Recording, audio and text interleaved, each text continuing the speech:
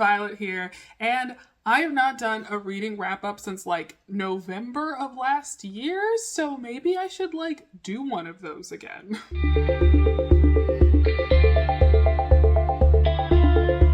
Okay, so, contrary to the thumbnail, I did read more than 2 books this month. I read more than 2 books this month. The problem is I just own only 2 of them physically, so we'll get to that in a second. I read A Curious Beginning by Deanna Raybourne. So this is, would you call it a cozy? Maybe it's a cozy. It's not quite as twee as a lot of cozies are. We'll get to a cozy actually at the end of the month, like a straight up cozy. But it is a Victorian era historical mystery with our heroine, whose name is Veronica Speedwell. She is an entomologist, I believe is the term for it. She collects butterflies. She is very spunky and not like other girls and very enlightened and forward-thinking. But basically, her aunts die, and after the funeral, there is someone like breaks into her aunt's house and then nearly kidnaps her, and then this gentleman shows up. I think he's a baron. He's a very kind, stuffy European guy who seems to know about her mother, which is interesting because she doesn't know a lot about her family. And he takes Veronica to this taxidermist, disgraced aristocrat explorer named Stoker. And while they're hanging out, the Baron gets murdered. Oh no. And so they have to, they gotta figure out who done it. Sort of. They spend a lot of time just messing about at a circus. Stoker's like, well, we gotta get you out of here, and you might have killed the Baron or been involved in his death, so I'm gonna take you to the circus for a while with my nemesis at the circus, because he used to work at the circus. Okay, here's the thing. I overall thought this was a fun time. As a mystery, they kind of just ignore the murder for like half the book, and they mess around at a circus for a while. And I was like, this is fun, but why is it in this book? A man is dead. Maybe we can priorities, people. But you're mostly here to see Veronica and Stoker flirt a lot. And for Stoker to get really flustered by this very abrasive, very smart woman who he has a lot of feelings about very quickly. So I imagine that this series, if you were here for like the 2 of them and their banter, then I think you're gonna have a good time. I enjoyed those elements of it, but again, I think the pacing and the focus of it kind of threw me off a little bit. So I think I gave this like a 3.5. Like, it was fun, but I think it could have been tighter as a work. Pacing is not the problem, however, in When the Scoundrel Sins by Anna Harrington. Okay, so this work of fiction, this was a book for the Tea and Biscuits Book Club. This was the pick for this month. And, okay. So, our heroine is named Annabelle Green. She met the hero, Quentin Carlisle. I guess she'd known him for a while, but basically, she, was the ward of this woman and her husband. And their like cousins or like their nephews are the Carlisle family. So she doesn't have like a title or anything like that. So she's kind of on the outskirts. She has money, but she doesn't have a lot else going on for her. So the book starts 6 years before everything really pops off. The Annabelle and Quentin have like met at a ball, and they've had a little they've made out basically. And then Quentin, they get caught by some scumbag guys, and Quentin escalates it, and it leads to Annabelle getting ruined. And then we cut to 6 years later, the uncle has like died, and our heroine Annabelle has an estate that she can access if she's married, but when she turns 25, the estate is going to go to the church unless she's married. So we are, I think, a month before she turns 25. We've been wasting our time twiddling our fingers for 6 years just hoping things got better. So anyway, the aunt brings forth Quentin and his brother Robert because she needs to help ferry through the suitors to not get the true gold diggers, basically. And so this is Annabelle and Quentin's time to reconnect, and sparks fly, and I really didn't like this book. Annabelle was fine. She was fine, but Quentin is a spoiled brat, and he never grows up in this book. There are multiple things. Okay, I don't think this is even a huge spoiler, because it happens pretty early in the book. Annabelle is like, oh my god, this is perfect, because Quentin has made this promise to his dad that he's going to go to the US and buy some land in order to set himself up there, you know, to be be his own man away from daddy's money, even though his dad set up the deal. So are you really escaping daddy's money, bud? No, you're not. So Annabelle's like, okay, this is great. We'll get married and we can have marriage of convenience. I can have my land and you can go to America. Makes perfect sense, right? And he's like, no, I would never marry a woman and then abandon her. And I'm like, well, abandoning requires you to have made a deal and then to like back out on it. This is just a business arrangement at this point. But basically, the big reason that he doesn't want to do it is because he thinks that if he marries her, he's not going to want to leave her, which sounds like a personal problem, my guy. But he also doesn't want her to get married. He's like, well, you should just... Now, I gotta be clear. If she doesn't get married by 25, then she is going to lose all of her financial stability. She's going to be dependent on his aunt, and be like a ward in his aunt's house forever until his aunt dies, and then her financial security is up in the air. So, to be clear, this man, who is supposed to be our love interest, is asking our heroine to forsake her financial stability because he's not a man enough to just commit to a marriage of convenience. And that is like, bro, get over yourself. Like, how dare you? Honestly, I could not with him. And like this thing, and the big reason that he's so afraid of it is because love means that it's going to be painful when the person you love dies. And I'm like, are you 5? Are you kidding? Like, really? That's it? That's what we got for this? So yeah, he sucks. And I have a thing. I don't know if I brought this up. I have a particular sticking point with heroes, okay? You cannot be both a playboy and possessive, okay? You must pick one or the other. You cannot be both like, oh, I want you. I don't, like, I'm not gonna commit to you. I want you, but not enough to actually commit. Like, that's, bro, get out of here. Go to the US or whatever with daddy's money. I cannot. So I gave this 2 stars. Yeah, Anna Harrington, I read another book from her and I also gave that like a 2.5. So I don't know if she's for me. I've heard that the first book of this series people actually liked, but I've struck out twice on infuriating character choices. So I think she ain't for me. Wow, I talked about that too long. We're gonna move faster. So, next book I read was Miss Lattimore's Letter by Suzanne Allain. This is the same author who wrote the book Mr. Malcolm's List, which turned into a film. Mr. Malcolm's List.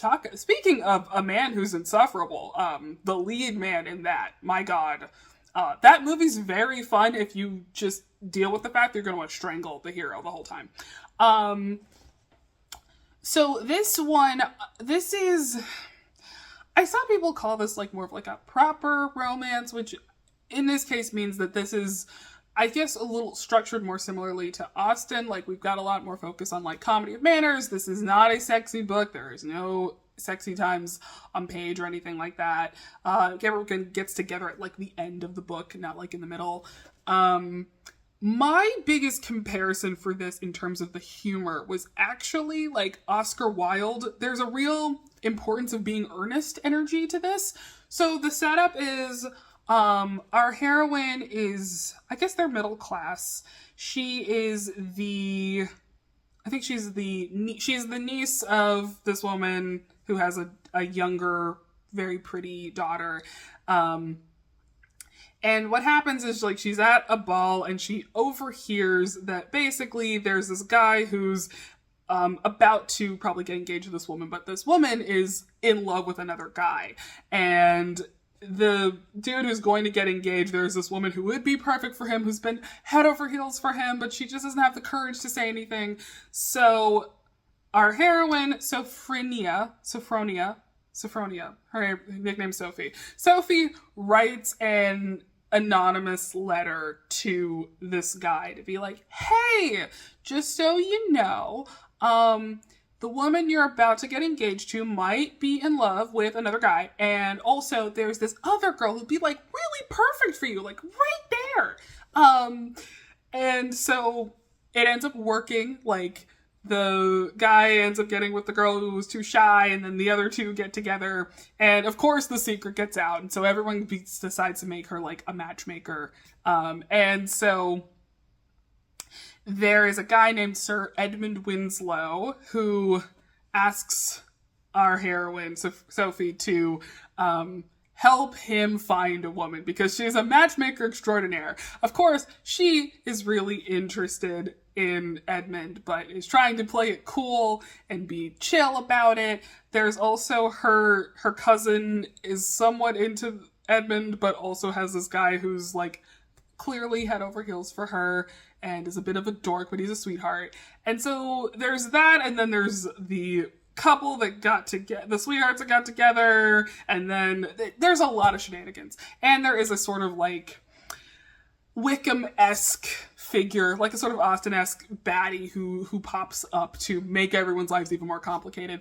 So there's a lot of characters being followed in this book. It's pretty short. I think the audiobook was like 7 hours long.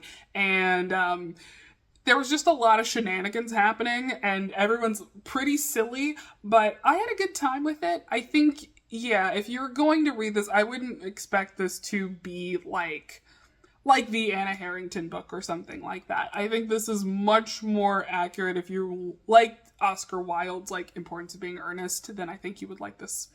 So that's that one.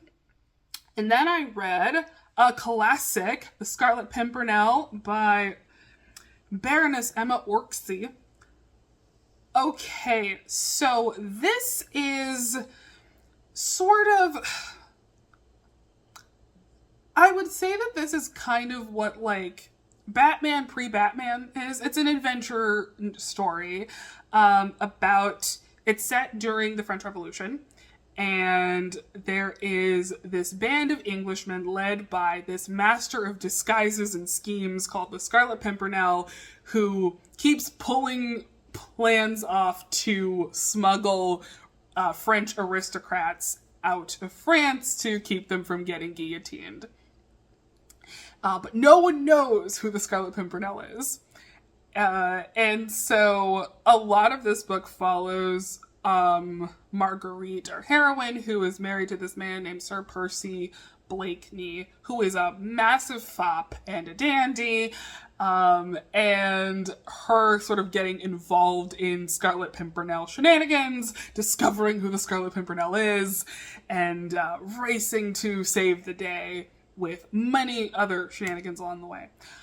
And I really liked this. This one is, I think I give it like a 4. I enjoyed this a lot. What I will say, if you were going to read this one, big note that there is a chunk of this book near the back third that unfortunately features a lot of anti-Semitism. It's more like, yeah.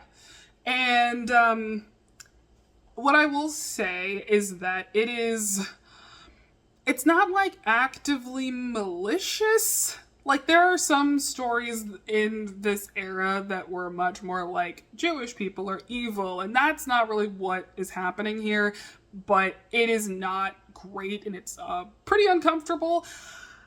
I think she's trying to do stuff with it that is, like, again, mitigates some of the discomfort, but it is still very much present.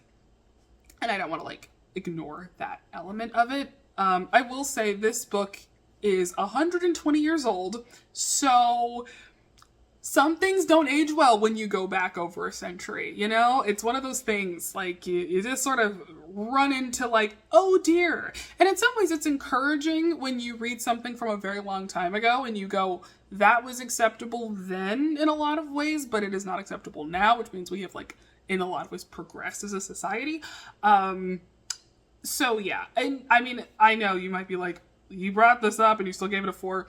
If this came out today, I would be like, no, unacceptable. But, like, I don't know, I can't time travel back and tell her not to do this, and she's been dead for, like, ever, so yeah. It is fun. If you are interested in the Scarlet Pimpernel but don't want the anti-Semitism, very valid. There's a ton of books in this series, so maybe just, like, pick one of those instead and then go to town. I don't think this really comes up much. And if you're wondering, pretty much every adaptation drops the anti-Semitic part, just goes, no.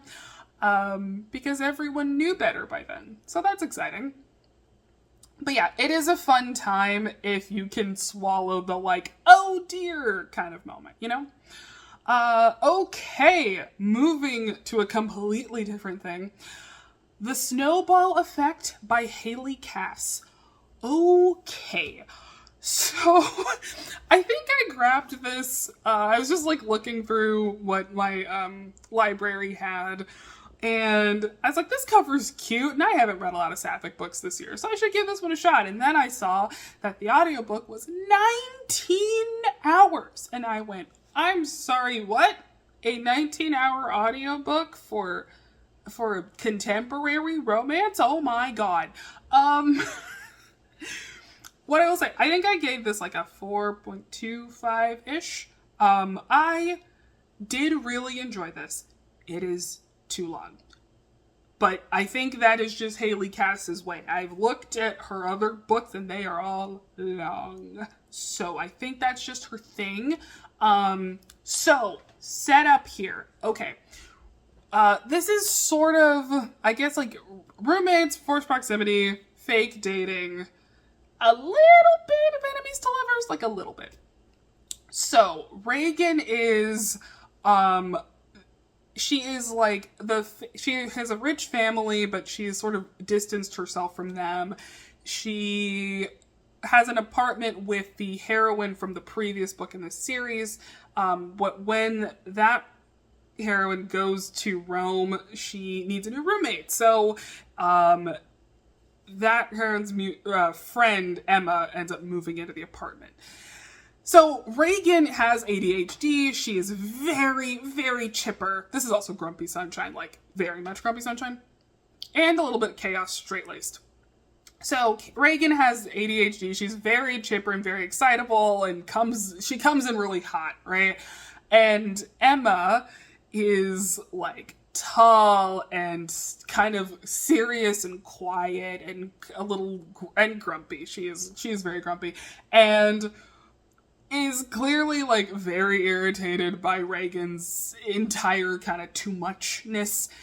But what happens is that Emma has a sort of fractured relationship with her mother. Due to the fact her mother wasn't really around a lot when she was a kid, or was, like, really inconsistent, had, like, abusive boyfriends and stuff like that. So Emma largely lived with her grandmother, who was also a character in this book. But now her mom has sort of figured everything out, is married, has another family, but she's trying to reach out to Emma. But Emma doesn't really know how to deal with it. And as a result of that, like, on a phone call, she kind of implies that Reagan, instead of being her roommate, is her girlfriend. and her mom rolls along with it, and because Emma is conflict avoidant, she just is like, hey Reagan, can you just like pretend to be my girlfriend around my family, because I don't want to have the conversation about how I let her assume that because I didn't want to talk to her. Which is, I will say, I know a lot of times fake dating feels like very silly, but I think Haley casted enough character work for me to go, yeah, I totally see how she landed on it. It would be easier to pretend to be in a relationship than have a hard conversation, because some people really are that conflict avoidant. And Reagan being entirely too much is like, of course, and I'm gonna be the best girlfriend ever. So that's sort of how it kicks off. There's a bit of a bisexual awakening that happens. Reagan does not realize she's into girls for a hot minute, but she does consistently note how big and beautiful Emma's bosoms are. And Emma's like, this is the hottest woman I've ever met, and I live in the same apartment as her. It is slow burn, but it does get pretty sexy near the end. And it was really cute. She really leans into all of the details of these characters. I would describe this book as like fanficky, but in a way that's like, but in like a positive way of like, she loves these characters so much, and she's doing a lot of like internal monologue with them, and every little breath and thing and all of the dialogue tags and all that, like it's all there. And it's really, really well narrated, because I cannot remember her name, I'll put it on the screen. The narrator, she does all the dialogue tags, she really acts it out. And so it's very fun. So yeah, this was a good time. It is very long. It's too long, but it's good. I would recommend it.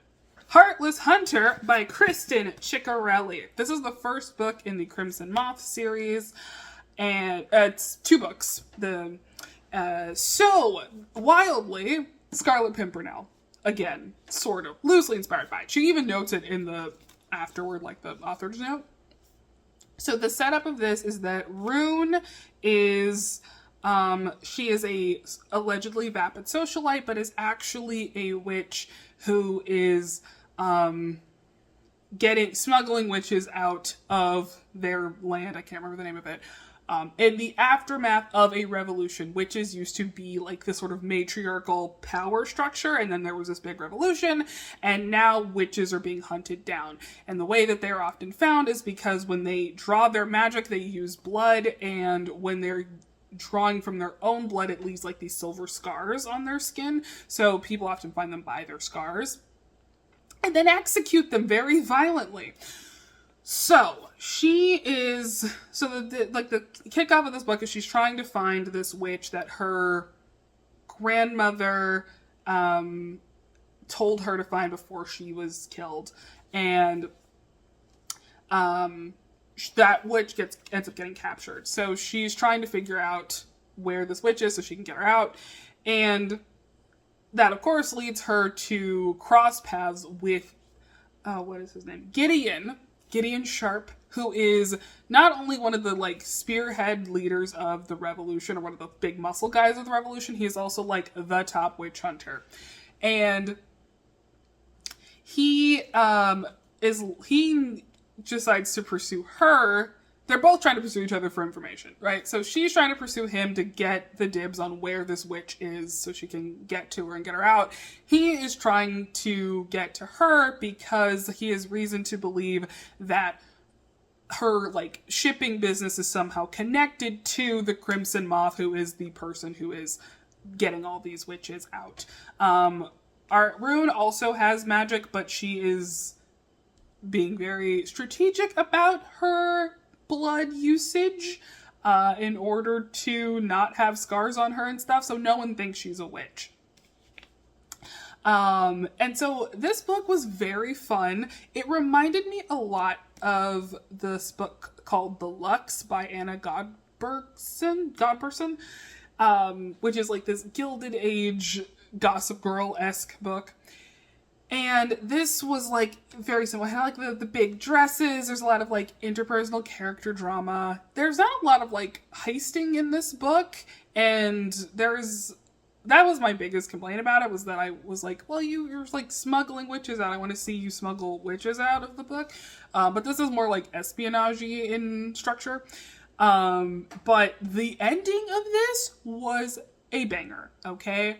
We had a big character death. We had a giant spell. We had a deeply evil big bad. And I'm like, how are we going to deal with this? So, I read this for an in-person romantasy book club. And we're going to be reading the sequel in this month. So I will get to know how we resolve everything. So I thought this was really fun. I was shocked. I like inhaled it in 2 days. I thought it was going to take me way longer, but this was a really good time. Okay. Oh boy. Okay, so next I read The Beast's Ruined Bride by Bella Moxie. Okay, so this was a novella. It's historical. It's historical.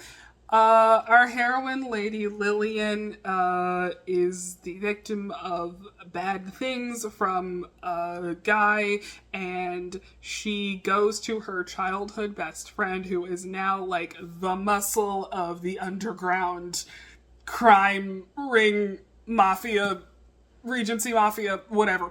And this is very much where he's like big and he's growly and he's been obsessed with her since they were kids, and he's like, who hurt you? Like, that's the... Look. Was this particularly good? No. Was this cheesy, campy, charming, bite-sized? Yes. Okay? Bella Moxie, I swear... absolutely grew up on 90s books, because all 90s romances had a third act kidnapping, and she said third act kidnapping, and I said, I know, I get it, I do get it. I do love a third act kidnapping in general. Look, this is not a great book, this is not high art, but it is real tropey and real id, and it was fun. He's just big and growly and sexy.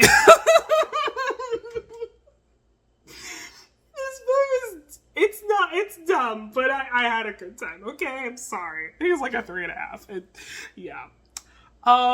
Okay. My second physical book that I read, although I audiobooked this. Heaven, Texas by Susan Elizabeth Phillips. Okay, so this is the second book in the Chicago Star series, which I think was the first sports romance series. Very cool. So, this is about former, Bobby Tom Denton is introduced in the first book. He's like all-star wide receiver. He has a career-ending knee injury and has signed up to be a part of a movie that's being filmed in his hometown. But he has real cold feet about going back to his hometown, because he is a lot more emotionally fragile than he wants to admit or acknowledge or deal with at all. This is another of like the man babies who need to grow up situation. Not to worry. Our heroine, whose name is Gracie Snow, she has... her backstory is insane. She grew up, her parents, like, ran a nursing home, so she's grown up with a nurse, like, grew up at this nursing home and, like, all that jazz. But she wanted a fresh start, so she went to Hollywood with her very old person fashion, and she wants to take on Hollywood. And her first job is to drag this godforsaken man to Texas, okay, to film his dang movie. And it goes from there. She is considered not cute. You know, she's kind of mousy. She's very plain, but she dresses very frumpily because her fashion sense comes from people in retirement homes. And so a lot of this book is like Bobby Tom, who is this hotshot football player who could get any woman he wants and everyone flirts with him, being like, well, I'm not actually attracted to her. This is like a charity thing. He does say charity in his head. It's not cute. But this book, so Susan Elizabeth Phillips is, I like her. I'm not sure I'm ever going to give her a 5. Like, I will continue to read her because I find her characters genuinely engaging. Like, Gracie and Bobby Tom are both really interesting. I think her, like, contemporary world building is really solid. The town of Heaven, Texas, which is where most of the book takes place, is really, like, well drawn. Like, there are a lot of cool supporting characters in there. She does side romances really well. There is a side romance with Bobby Tom's mom in this book. So, like, on a craft level, she is really good. On, like, a personal note, I find, this is the 3rd book I've read of hers. And what I have found is that they often have a similar thing of heroine whose life is kind of in the gutter, and a hero who talks himself into thinking that, into acting like keeping her in the gutter is for her own good. Like, there's a lot of like, well, if I'm gonna be mean to her because I'll be better for her. And that's come up in all 3 of the books I've read from her so far. And I'm like, you suck, man. Have you considered therapy? Therapy. Go to it immediately.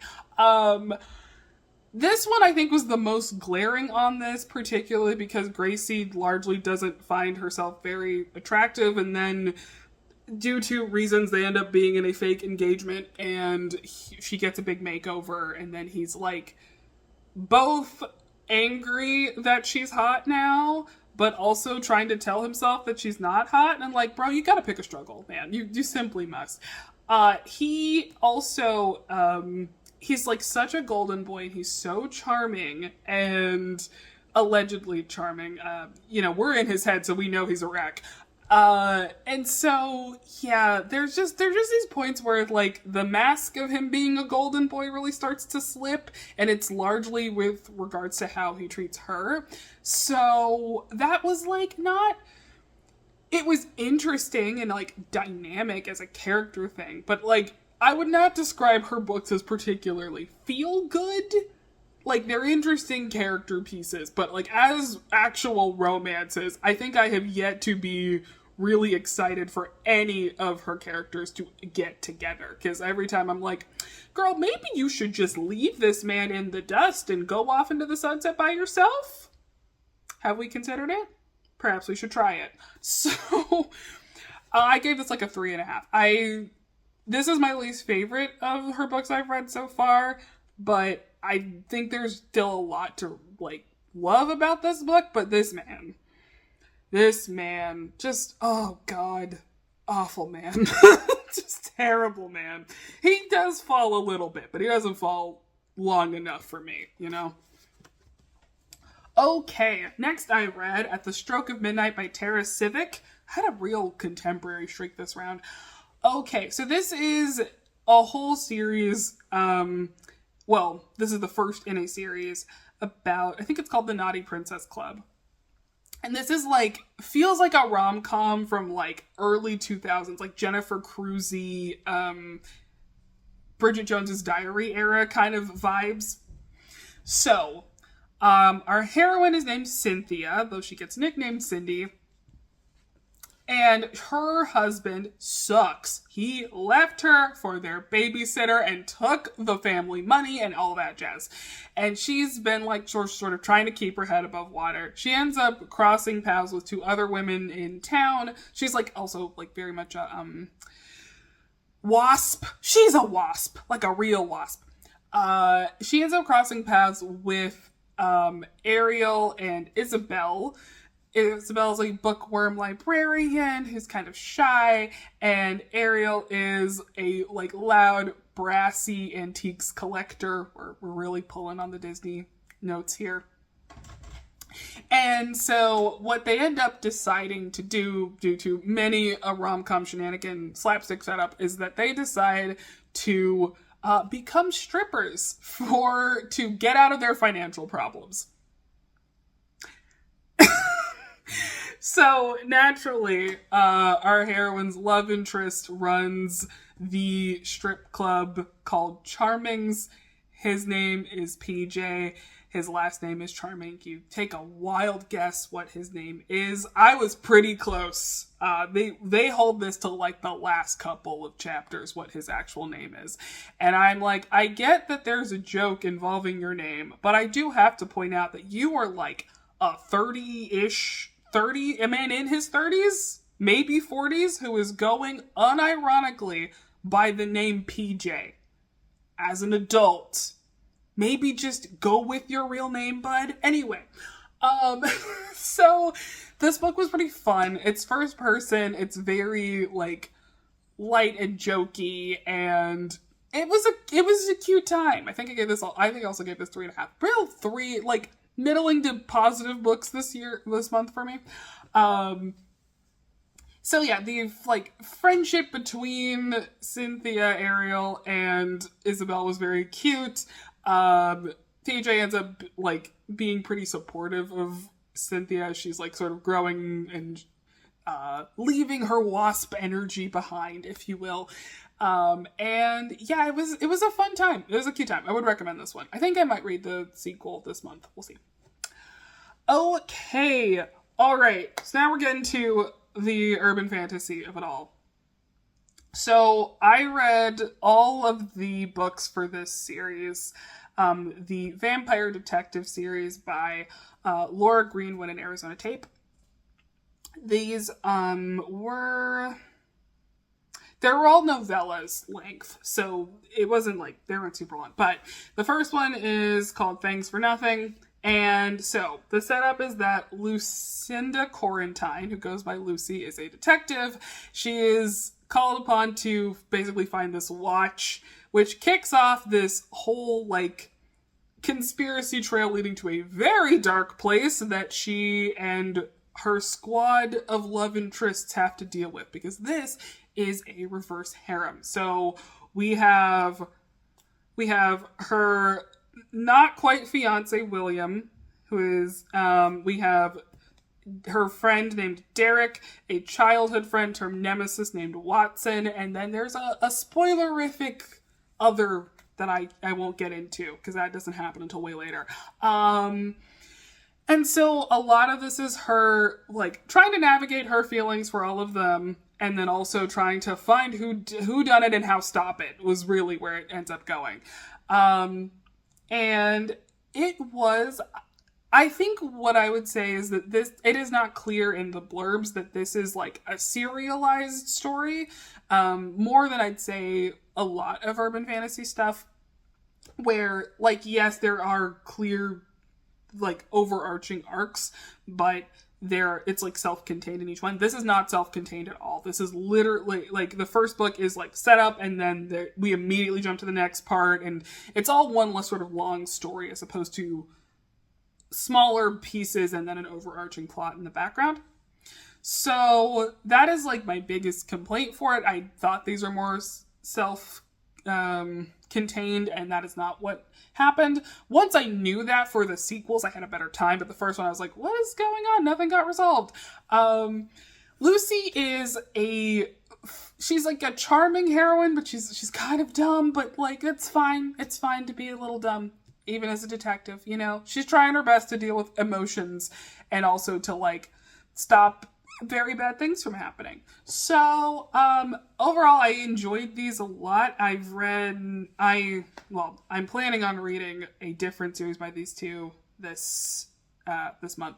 Oh, what's super cute though is that Laura Greenwood and Arizona Tape, they're a couple. They live in the UK. They have a dog whose name is Fudge Stick. So cute. Like, I was like, oh my god, because they both write separately, but they occasionally collab on series, and this is one of the ones that they collabed on. And I was like, oh, this is adorable. We love couple books. That was cute. So yeah, this was a fun one. And then we have one that started out okay, and oh boy. Okay, so I read both Ravenite and Resilience by Alicia Rades. I believe this is called the Ravenite series. This is another urban fantasy series.